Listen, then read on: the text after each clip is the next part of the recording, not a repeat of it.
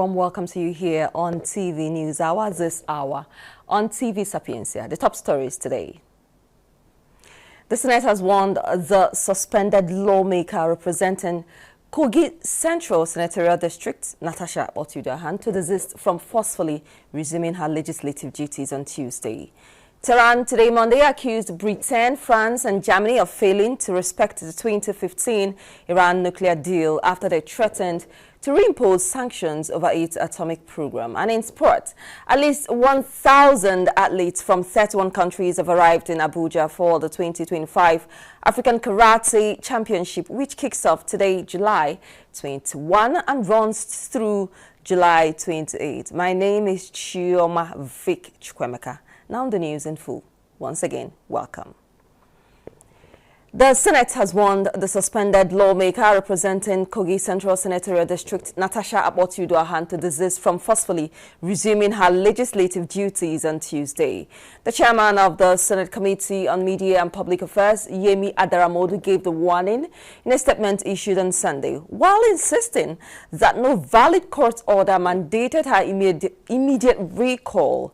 Adaramodu said the Senate remained committed to due process and the rule of law. The clarification followed media reports quoting the embattled lawmaker as saying that she would return to the Senate on Tuesday, allegedly based on a judgment by Justice Binta Nyako of the Federal High Court in Abuja.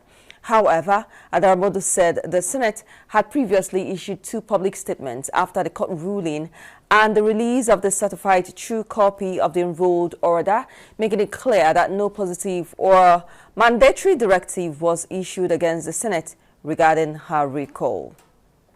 Away from that story, retired police officers have reaffirmed their commitment to embark on a nationwide protest today, July 21, 2025, insisting that their action is devoid of any political agenda and solely focused on pressing for their exit from the pension scheme.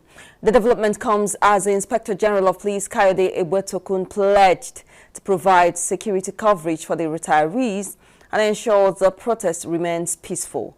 He warned against any attempts by political actors or miscreants to hijack the demonstration. Speaking ahead of what they described as the mother of all protests, a leader of the group CSP, Manuel Lawal, retired, said the retirees resolved to go ahead with the demonstration despite warnings and past unfulfilled assurances.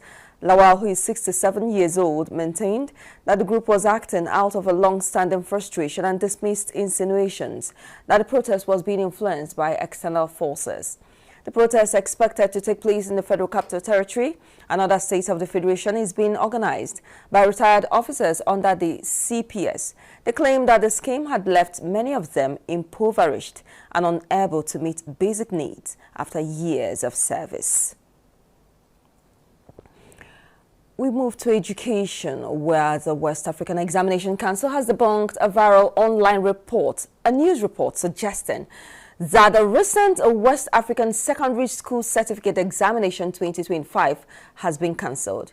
In a statement yesterday, Sunday, by the WAEC's acting head, Public Affairs, Moyoshola Additional, the examination body stated that the said examination had not been cancelled, adding that the spurious press statements being circulated did not emanate from the council. WAEC further stated that although the source of the information which spread on Saturday, July 19, 2025, could not be ascertained yet, it attributed the purported cancellation as a false claim being peddled by mischief makers bent on bringing the council to disrepute. The council further stressed that all information from the council is disseminated via its official and verified social media handles, as well as accredited media platforms across the country. WAEC urged the council's stakeholders and the general public to disregard the said publication.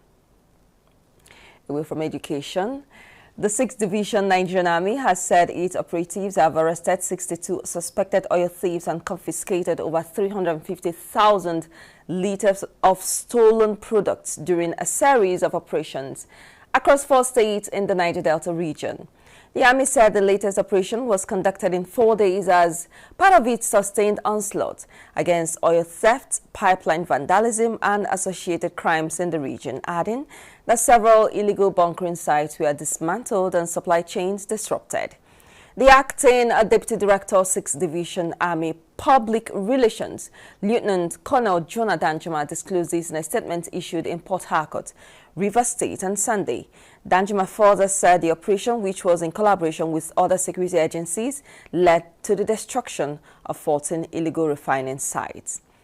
As part of efforts to sustain quality representation, the Deputy Speaker of Anambra State House of Assembly, Right Honorable Chukwuma Okoye, has empowered his constituents with tricycles and donated vehicles to Amobia Agune Chamber Security Outfit in Oka South 1 and 2 constituencies. Addressing his constituents during the event held in Amobia, Right Honorable Okoye said the gesture is in consolidation of Governor Chukwuma Soludo's efforts in security and human capital development.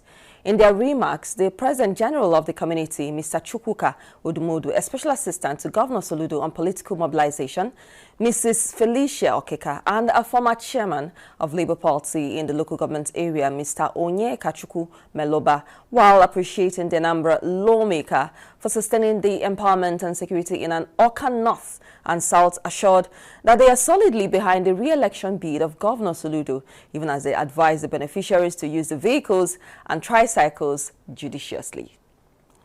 As the 21-day ultimatum it issued to the federal government draws to a close on July 23, the Nigerian Medical Association has warned it will ground medical activities nationwide if the government fails to meet its demands. Now, the President, Professor Bala Audu, who confirmed this in an interview with newsmen yesterday Sunday, noted that the association was prepared to take decisive action should the government fail to respond adequately to its demands.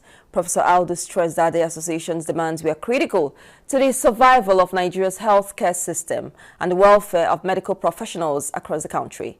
The NMA had on July 2 issued an ultimatum in protest against a circular from the National Salaries and Incomes and Wages Commission on revised allowances for medical and dental officers in the Federal Public Service, which the doctors kicked against for violating prior agreements.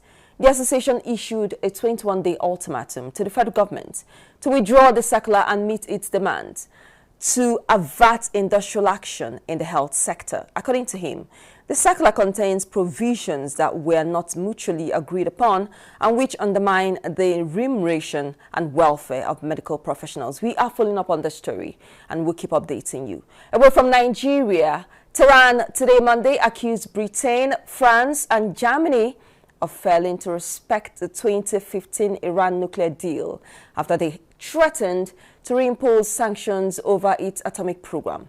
The 2015 deal reached between Iran and the UN Security Council's permanent members, that is Britain, China, France, Russia and the United States, plus Germany, imposed curbs on Iran's nuclear program in exchange for sanctions relief.